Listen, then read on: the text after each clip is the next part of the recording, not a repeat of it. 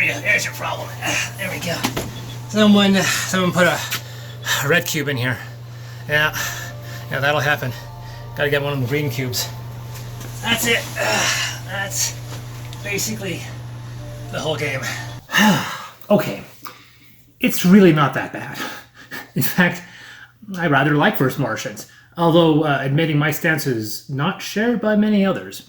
In fact, there has been significant blowback behind First Martians, mostly due to perplexing rules and the use of app implementation. Whoops! Initially, I was apprehensive to try the game based on these factors, but I'm willing to take up the challenge. So let's learn how to play First Martians.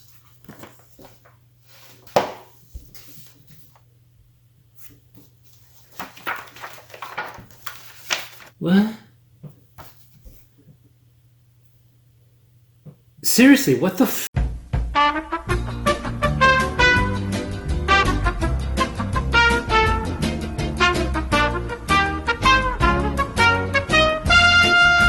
Okay, so maybe we won't learn First Martians just yet.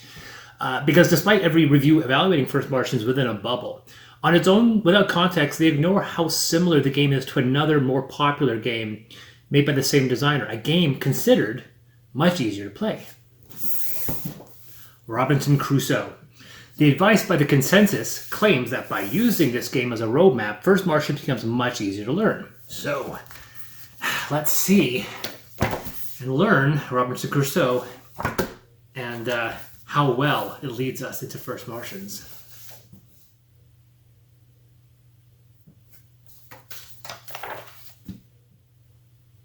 All right, this. Hi,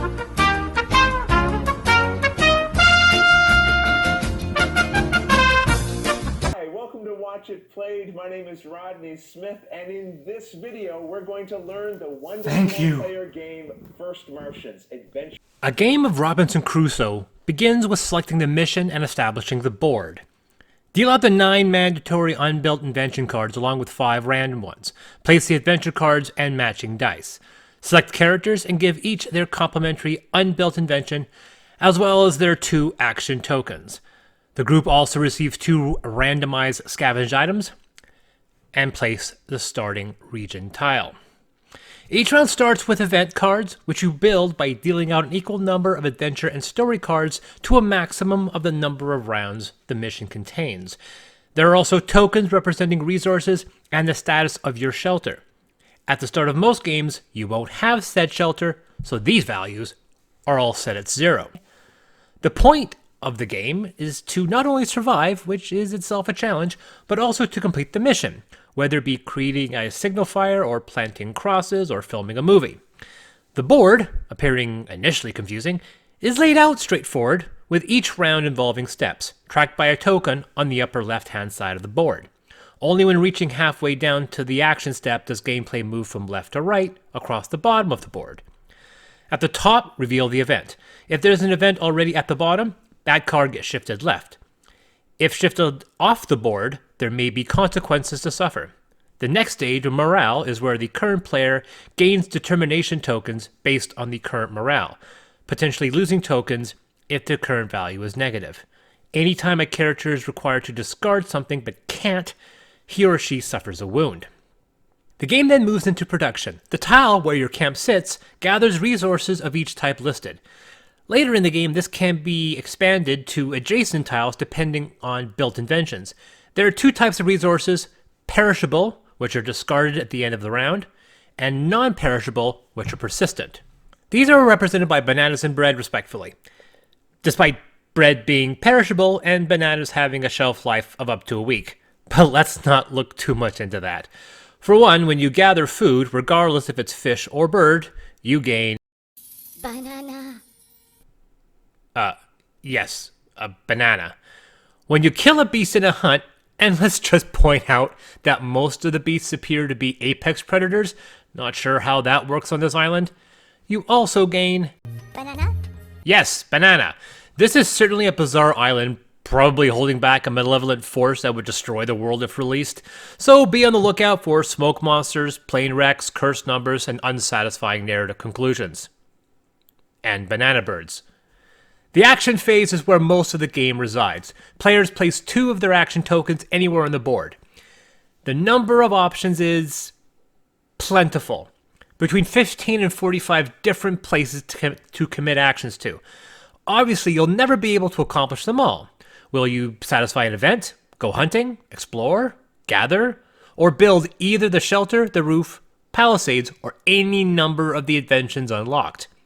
Perhaps you'll boost morale, or heal oneself. Placing 2 tokens atop one another, regardless of the combination of characters, guarantees success. Placing 1 forces the corresponding roll from matching colored dice. And yes, these are all different. All the action tokens must be placed before resolution, when dice are rolled and rewards reaped. The chance of success with these dice is high, but even if you fail, you'll receive 2 determination tokens that can be used to activate various character skills. The other 2 dice may come up with an adventure and or result in the character suffering a wound. And by the way, these adventures, I wouldn't really call them adventures, more like possible storm, a viper bite, or a chance of gangrene. Adventures are only called that after the fact to those that survived in order to stave off PTSD. We refer to Jurassic World as an adventure, but I'm sure all the dead tourists had differing views on that. Some adventures feature one-time effects, but others may result in placing the card into the event deck, potentially bringing it back up later in the game to offer consequences.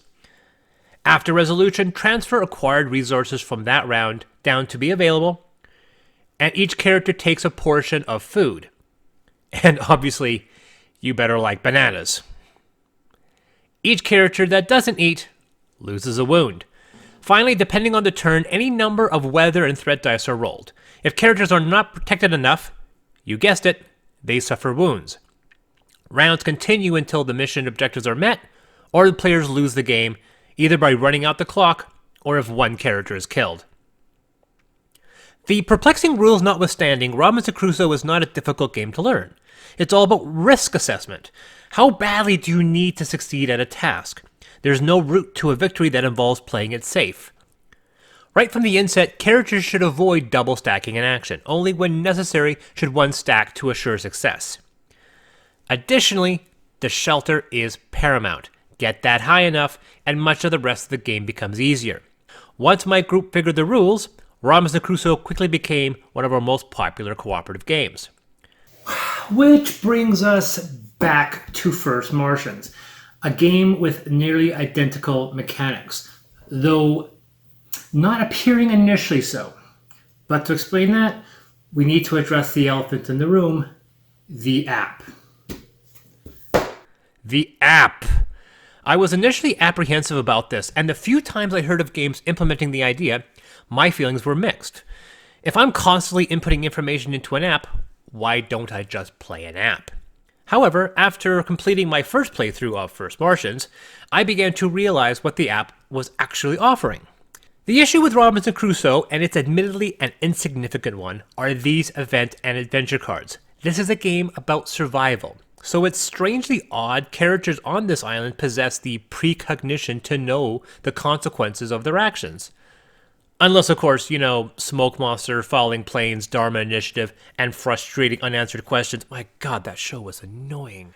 Some players have gotten to cover up portions of the adventure card when revealed to keep the consequences secret, though this is obviously homebrewed. However, that doesn't alter the fact that players will know a consequence is due when its color appears on the event deck. Even shrewd shufflers can ensure they remain deep in the deck until so late in the game as to make their re-emergence insignificant. I wouldn't call this a flaw, more just a minor issue the game wouldn't absolve, or couldn't absolve, without a more complicated system to prevent a card's consequence from being known. Ignoring whether this deserves the overused elegant moniker, app integration was the solution ultimately embraced. And that's really it. First Martians places the missions, the event, and the adventure cards into the app, removing their inclusion as cards on an already inundated board. The dice are still present, and we now see there are 4 instead of 5, adding research onto the board along with the explore, build, and gather. We can start to see already that this game is close to being, well, Robinson Crusoe on Mars. which is, yes, an actual movie from 1964 that starred Adam West and a monkey and stole models from War of the Worlds and contained a scene where a man eats an underwater plant sausage. But I digress. The similarities don't end with the adventure decks. Each character gains 2 action tokens as before. If playing with less than 4 players, they unlock the ability to use these robot assistants, just as you had access to Friday and the dog in Crusoe. Action owner proceeds on the top left, then when reaching the action phase, moves left to right across the working block. As before, 2 tokens placed assures victory, while 1 forces the corresponding roll. If the adventure die is revealed, refer to the app to discover the results. There are no event cards to deal, so that spot is missing, but there is a place to put the tokens to resolve the effects that appear in the app. There are mission cards, just like Robinson Crusoe, but First Martian also offers a campaign mode where the game status is carried over between missions. Players can develop skills, the hub can be modified or improved, and the story is told involving envelopes and even legacy elements. There's also morale, where the first player gains or loses morale tokens at the beginning of the turn, though First Martians also adds a stress mechanic where if this cube reaches 19, the entire crew each loses a wound, and the value is reset. On the surface, the game board is, well, a bit of a mess, meant obviously to convey the readouts in an overly complicated control board. These replace the various unbuilt inventions from the other game. In Robinson Crusoe, most missions involve an unbuilt camp on one side of the map, a camp that, when finally constructed, can be moved across as the island is explored. In First Martians, the hub is already constructed dead center of the map, though apparently built by Samsung given how unreliable it appears to be. However, given its static placement, it does make exploration difficult. Thankfully, regardless of player count, the game offers 2 rovers, one for various external activities, the other just for exploration. However, the process is identical, including the uncovering of points of interest and gathering resources. The weather dice have been replaced with malfunction dice, one for each of the blocks, working, system, and living. The app will have one randomly go up at the beginning of each turn, but the dice will inflict the most harm. If one reaches the highest value, it's reset to 0, and the corresponding malfunction card is revealed, inflicting various effects up to and including broken parts, which is when those candy-like green cubes are replaced by those reprehensible red cubes. I assume cinnamon. It's here where First Martian takes a significant tangent, increasing in complexity to a level Crusoe could only aspire to. Crusoe does force players to build a shelter, where First Martians only requires you to maintain it. You must embark on hunts where on Mars you have food supplies. You don't have to worry about snow or rain, but you do have to contend with power and oxygen. But then First Martians also add shutdown tiles, upgrade tiles, faculty tiles, research cards, direction cards, condition tokens, and campaign books. The high learning curve is the fault mostly of the manual, which fails to explain everything completely. The app helps your setup, but it lacks an easily accessible FAQ. The iconography is only explained at the back of the manual, with many of the game's more advanced options hiding within larger bodies of text. For example, the player aid explains that researching samples can add character skills, but at no point in the book does it explain that. It took 2 playthroughs, 2 passes of the manual, and Rodney's video before I fully grasped some of the minute details of the game. But in the end, I came to enjoy First Martians, more so than Robinson Crusoe. First Martians is also easier. Even after I read the rules to clarify mistakes made, we never lost a game. But even if you find it difficult, both Crusoe and Martians offers ways to mitigate that by including additional action tokens. Now, we mentioned with Crusoe it came in the form of Friday and the dog. With First Martians, they come in the form of robots. Well, these ones are actually useful. I had previously mentioned a campaign mode, which its sister game lacks. This allows not only the carrying over of resources and skills from previous ones, but the latter campaigns also include secret envelopes and legacy elements that can only be implemented once. Crusoe carries a more consistent theme with colored shaped tokens despite their peculiarity. Illustrations, even the action tokens carry stickers matching it to their characters. First Martian suffers from an admittedly fitting antiseptic presentation, not unlike the reality of what the situation would be. but it does suffer from an emotional disconnect to the content. Sure, the miniatures are awesome, but the overall presentation does force some disengagement from the material. Even those action tokens are presented as little more than flavored candy. And if playing multiple characters, it can get tricky to remember which characters is paired with which color. Other criticisms include some bugs within the app, along with its lacking certain guides and a strange lack of consequence if certain storage values reach 0. You run out of food, characters suffer wounds. Run out of stored power and oxygen, and well, nothing. And yet I like it.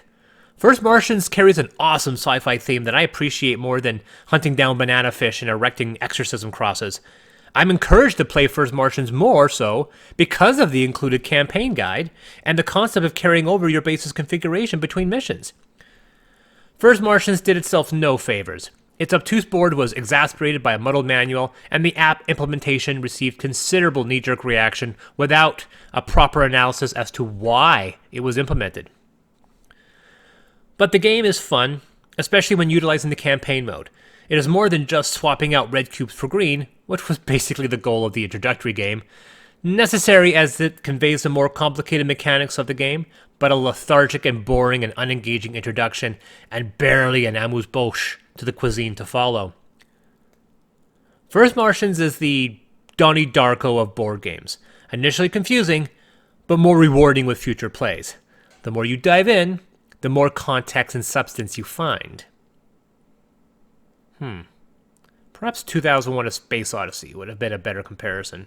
Darko is aging badly. Although not as bad as Robinson Crusoe on Mars.